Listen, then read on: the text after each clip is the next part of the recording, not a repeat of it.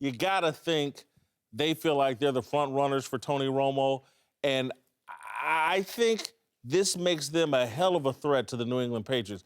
J.J. Watt comes back healthy. Jadeveon Clowney starting to ascend. A great defense. Now a veteran quarterback with some great weapons on the outside.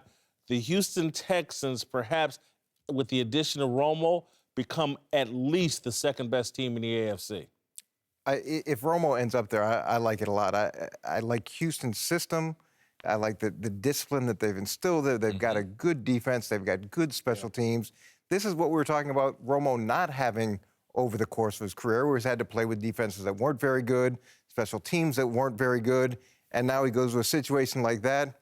This, to me, could be a great marriage. Yeah, if healthy, that's the caveat. And we were looking at him going there with what they have, because they went out and got Lamar Miller. The offensive line is better than some of the other teams that he's been looking at. You know, with Hopkins out the wide receiver. Will Fuller's got to catch more. He's dropped some big ones. But that right there, I'm sure he'll get better at. But you have speed. You have Hopkins out there. You put in Tony Romo.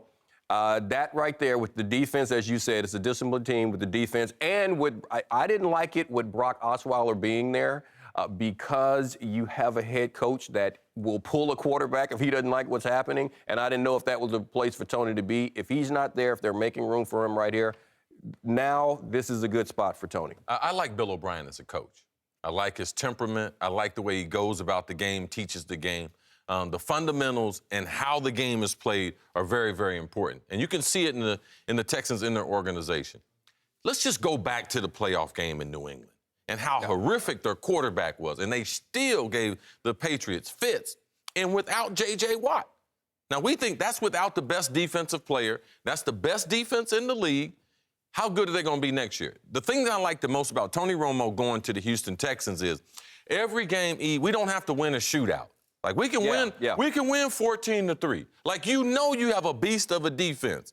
Some of these teams that might be vying for Tony Romo, and with his health, you get into shootouts like he had to do a lot in Dallas, makes you have to drop back 40 times a game. You're more likely to get hurt. But they can run the ball, grind it out in Houston, and win football games. And Cris, you know what, and the thing that we forget about Houston, because we look at Houston as like this team that's up and coming or they're struggling, whatever. They've won the division the last 2 years. So, as you say, it's not a bad locker room, and they've done it without quarterback play.